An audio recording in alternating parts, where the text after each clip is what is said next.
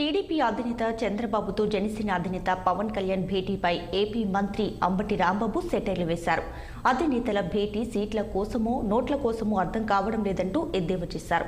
ఇక తాము ఎన్నికల కోసం సిద్ధం అంటుంటే వాళ్ళు రా కదిలిరా కూర్చుందాం మాట్లాడుకుందాం రా అంటున్నారని వ్యంగ్యాస్త్రాలు సంధించారు. షర్మిల పిచ్చితల్లి అని తెలంగాణలో పార్టీ పెట్టి అక్కడ చాప చుట్టుకొని ఇక్కడకు వచ్చి మాట్లాడుతున్న ఆమె మాటలు పట్టించుకోవాల్సిన అవసరం లేదన్నారు. రానున్న ఎన్నికల్లో చంద్రబాబు పవన్ కళ్యాణ్ లోకేష్ ని ఓడించడమే తమ టార్గెట్ అని అంబటి వ్యాఖ్యానించారు. మరోవైపు పవన్ కళ్యాణ్ ఎక్కడ పోటీ చేస్తాడో చంద్రబాబు పోటీ చేస్తాడో లేదో వారికి అర్థం కావడం లేదన్నారు. టీడీపీ జనసేన బీజేపీ కలిసి వచ్చిన 175 అసెంబ్లీ స్థానాల్లో గెలిపే లక్ష్యం పనిచేస్తామని అంబటి పేర్కొన్నారు. గెలిచి అధికారంలోకి రావడం అనేది కాదు మా టార్గెట్. మా టార్గెట్ 175 సీట్లు గెలవడం, చంద్రబాబుని, పవన్ కళ్యాణ్ని, లోకేష్ని ముగ్గురిని తమ తమ నియోజకవర్గాల్లో ఓడించటం, 175 సీట్లతో అధికారాన్ని చేపట్టడం అనేది మా టార్గెట్. కాబట్టి ఏ సరి చేస్తున్నాం, అక్కడ వాళ్ళు ఇక్కడ వెళ్ళి ఇక్కడ మార్చుకునేటువంటి కార్యక్రమం చేస్తున్నాం. మేము మార్చుకునే కార్యక్రమం చేస్తున్నాం, సీట్లు అనౌన్స్ చేసే కార్యక్రమం చేస్తున్నాం. వాళ్ళు ఏం చేస్తున్నారు?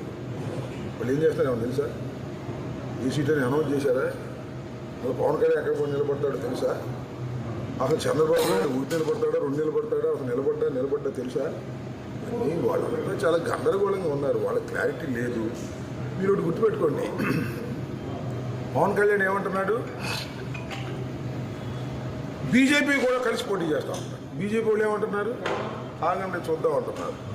అవి తేలేవి కాదు, మునిగేవి కాదు, కాలయాపన తప్ప. ఈ 3 పార్టీలు కలిసి వచ్చినా, సింగిల్గా వచ్చినా, ఏం వచ్చినా జగన్మోహన్ రెడ్డి గారు 175 టార్గెట్ పెట్టుకుని విజయడంకా మోగించి ముఖ్యమంత్రి కాబోతున్నాడు. ఇది సత్యం. ఇవాళ కాబట్టి రేపు కాబట్టి ఎల్లుండి అర్థమవుద్ది. ఇంకా అర్థం కాని వాళ్ళకి ఎన్నికలు అయిపోయి కౌంటింగ్ అయితే అర్థం.